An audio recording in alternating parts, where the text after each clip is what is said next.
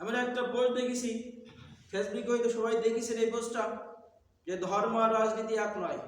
দেখেছেন না? অনেকে যারা নেট চালান তারা দেখেছেন যে ধর্ম আর রাজনীতি কখনোই এক নয়। কি রাজনীতি কোরআনে নেই? বলছি রাজনীতি কোরআনে নেই, কথা বলেন না কেন? কোরআনে কি রাজনীতি নেই? রাজনীতি না থাকলে আল্লাহ রাসূল সাল্লাল্লাহু আলাইহি ওয়াসাল্লাম এই রাজনীতির বিষয় নিয়ে 925টা আয়াত আছে। কয়টা বলেন তো? 925টা আয়াত আছে রাজনীতির বিষয় নিয়ে। আমার রাসূল কি রাষ্ট্র চালায়নি কোরআন দিয়ে? আমার আবু বকর, ওমর, ওসমান কি রাষ্ট্রটা চালায়নি? তাহলে ধর্ম আর রাজনীতিকে পার্থক্য করলেন কিভাবে আপনি বলেন? অগণিত হাদিস এবং কোরআনের আয়াত দিয়ে রাজনীতি কথা রয়েছে। মাদানী যে সুরগুলো আছে সব রাজনীতি, মাদানী যে সুরগুলো আছে সব রাজনীতির সুর। এই জন্য এই থেকে আমাদেরকে শিক্ষা গ্রহণ করতে হবে এবং যারা এসব কথা বলে তারা তওবা করে তাদেরকে ফিরে আসতে হবে।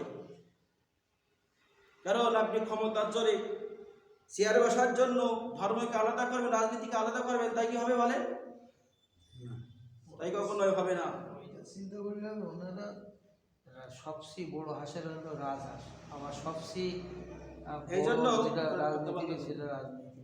এই জন্য আমাদের এইসব বিষয় নিয়ে যেটা কোরআনে আছে সেটা আমাদেরকে প্রচার করতে হবে, গোপন করা যাবে না।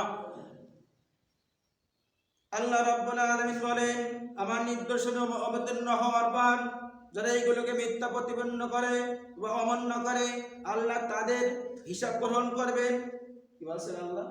আল্লাহ তাআলা বলেন যারা এই অবতীর্ণ হওয়ার পরে যারা মিথ্যা প্রতিপন্ন করবে, মিথ্যা বলে বেড়াবে, আল্লাহ রাব্বুল আলামিন বলেন তাদের আমি হিসাব গ্রহণ করব, তাদের বিদ্যাচরণ করব, তাদের আমি কঠিন হাসরের ময়দানে শাস্তি প্রদান করব এবং জাহান্নামে নিক্ষেপ করব। চিন্তা হয় না? আর যেসব আয়াত দ্বারা চিন্তা হয় না, আপনি মিথ্যা প্রতিপন্ন করছেন, হিসাব আল্লাহ তাআলার কাছে দেওয়া লাগবে, আল্লাহ আপনার বিদ্যাচরণ করবে, আপনার কঠিন হাসরের ময়দানে শাস্তি ভোগ করা লাগবে। এই জন্য আল্লাহ রাব্বুল আলামিন বলেন ফাইন হাজ্জুকা ফাকুল আসলামতু ওয়াজহিয়া লিল্লাহি ওয়া মান ইত্তাবা'আন। আল্লাহ রাব্বুল আলামিন বলেন, হে নবী, তারা যদি তোমার সাথে আল্লাহর একত্বতার ব্যাপারে বিতর্কে লিপ্ত হয় তাহলে তাদের বলে দাও আমি তা নির্ভেজাল ভাবে সেই আল্লাহর ইবাদত করব। নবীকে আল্লাহ তাআলা বলছে ফাইন হাজ্জুকা ফাকুল আসলামতু, হে নবী তাদেরকে তুমি বলে দাও যারা আমার একত্ব নিয়ে, আমার ইসলাম নিয়ে, আমার কোরআন নিয়ে যারা মতবিরোধ করে, বিতর্কে লিপ্ত হয়, হিংসা বিদ্বেষ তৈরি করে, মানুষের মধ্যে দ্বন্দ্ব লাগাই দেয়, তাদেরকে বলে দাও আমি নবী হয়ে আমি আল্লাহর একমাত্র ইবাদত করব। কে বলতেন এই কথা? নবী বলছে। আল্লাহ বলছে তোমরা ওর প্রতি অবিচল থাকো, অটল থাকো। এই জন্য ওর প্রতি আমাদের কি থাকতে হবে? অবিচল থাকতে হবে। আল্লাহ রাব্বুল আলামিনের কোনো অংশীদার নেই, যিনি অতুলনীয়। কিরা? আল্লাহ অতুলনীয় নয়? আল্লাহ অতুলনীয়, যার না আছে কোনো সন্তান। আল্লাহর কি সন্তান আছে? আল্লাহর না কোনো আছে স্ত্রী আছে? আর যারা আল্লাহ আমার অনুসারী, যারা আমার ধর্মের উপর রয়েছে তাদেরকেও একই যে অন্য স্থানে আসছে কিনে। যদি আল্লাহর এই আয়াতে যারা ঘরের ওপর আছে, যারা ধর্মকে প্রতিষ্ঠিত করার জন্য আছে, ধর্মের ওপরে আছে, দিনটাকে প্রতিষ্ঠিত করার জন্য, ইসলামটা প্রতিষ্ঠা করার জন্য, ইসলাম অর্থ আমরা জানি শান্তি ব্যবস্থা না? দিন অর্থ কি? জীবন ব্যবস্থা।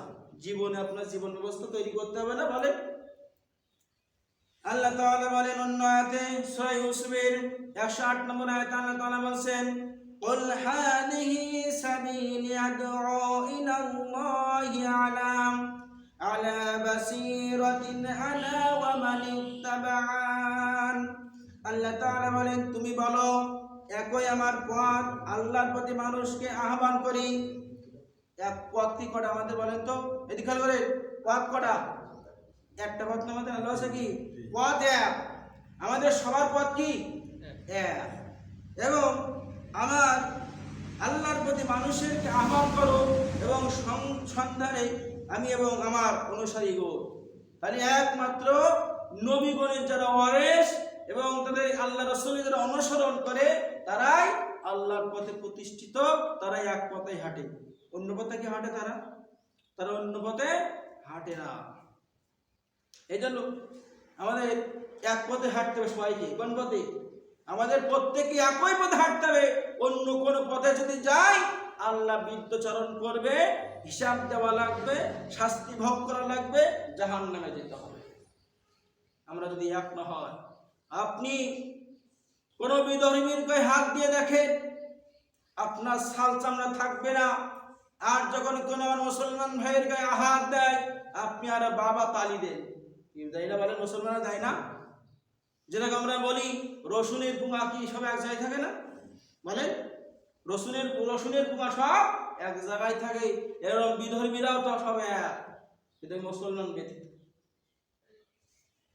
আমার মুসলমানরা মায়ের কাছে ফিলিস্তিনি, আমরা তো কিন্তু তালি দিচ্ছি, তাদের সাপোর্ট করছি। মুসলমান হয়ে কিভাবে তুমি সাপোর্ট করো তাদের? বলো। আল্লাহ বলছে তোমাদের পথ কি এক না? তাহলে আমরা কেন দুই পথে যাচ্ছি? আল্লাহর এক পথে হাঁটতে হবে।